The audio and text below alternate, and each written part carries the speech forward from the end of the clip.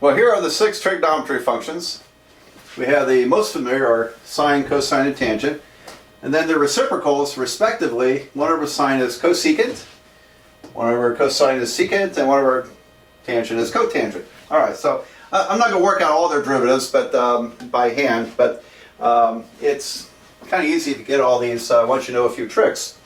And now in a trigonometry class, you probably didn't use, or a pre-calculus class, you probably didn't use cosecant, secant, and cotangent very often.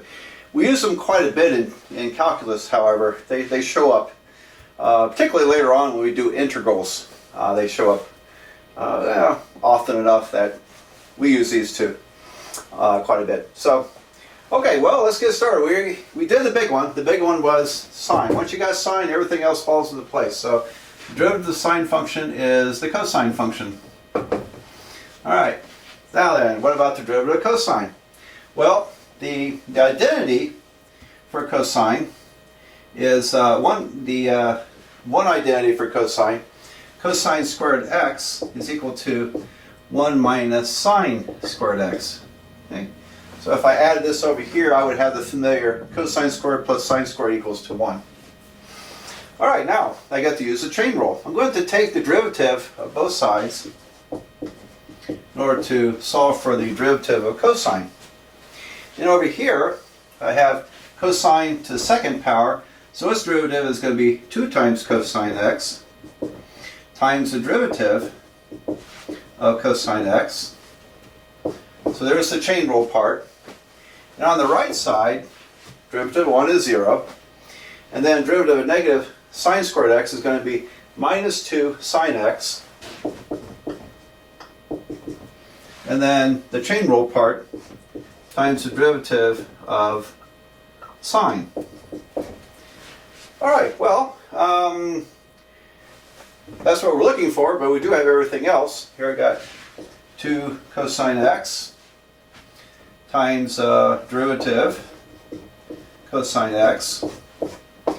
Over here I've got minus 2 sine x. And derivative of sine, as we just proved, is the cosine of x. So if I divide both sides by 2 cosine of x, it's very nice because all that cancels. That tells me the derivative of the cosine, those 2's cancel, and the cosine cancels. So the derivative of cosine is negative sine x. Alright, so I'll write that in up here. This is minus sine x. There we go. So we needed an identity like this in order to figure out the derivative of the cosine. I haven't tried doing it with the geometry, the definition of limit. It probably works kind of like the sine function.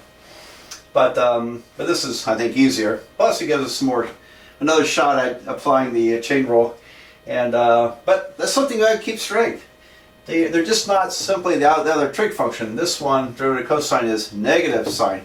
So that makes a big difference. All right, I'll erase this and we'll do the tangent.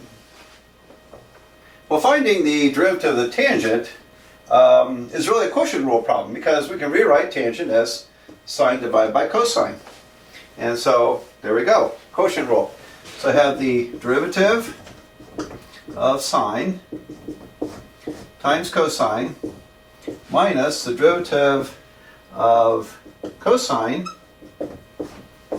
times sine divided by the denominator squared, cosine squared x.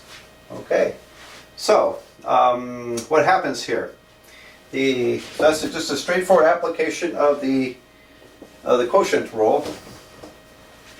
So coming down here, this is going to be cosine, and I'll tell you, let me write them up here so I can save a little writing for you. This is cosine of x, and we just calculated the derivative of cosine is negative sine x.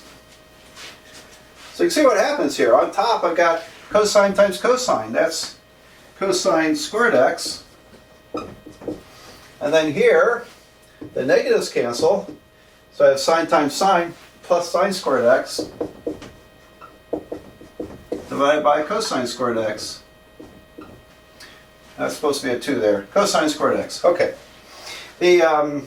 Recognize this? Cosine squared plus sine squared is the main Pythagorean identity. It's equal to 1.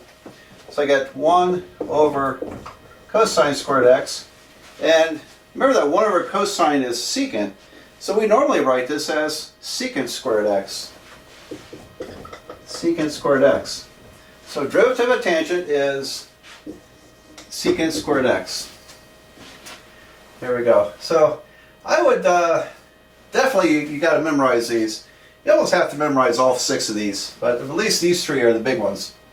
And derivative of tangent is secant squared.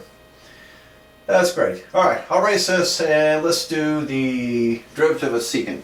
See what we get for secant. Okay, well, remember that secant is 1 divided by cosine. So if I write it this way, I can use my cosine derivative and the quotient rule. So I have the derivative of 1 times the denominator, cosine x, minus the derivative of the denominator, derivative of cosine, times the numerator, divided by the square of the denominator, cosine squared x. There we go. Now then, so what happens here? Well, the first was 0, right? Derivative of 1 is 0, so 0 times cosine is 0. It just cancels off. And this is, derivative of cosine is minus sine x times 1. And then the negative makes it a positive sine x. So I end up with sine x over cosine squared x. And we don't normally write it that way.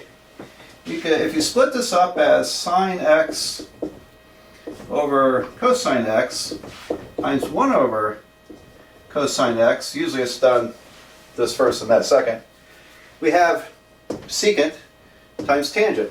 So I got them reversed, but this will end up being secant x, tangent x. So derivative of secant is secant x, tangent x, just like that. There you go.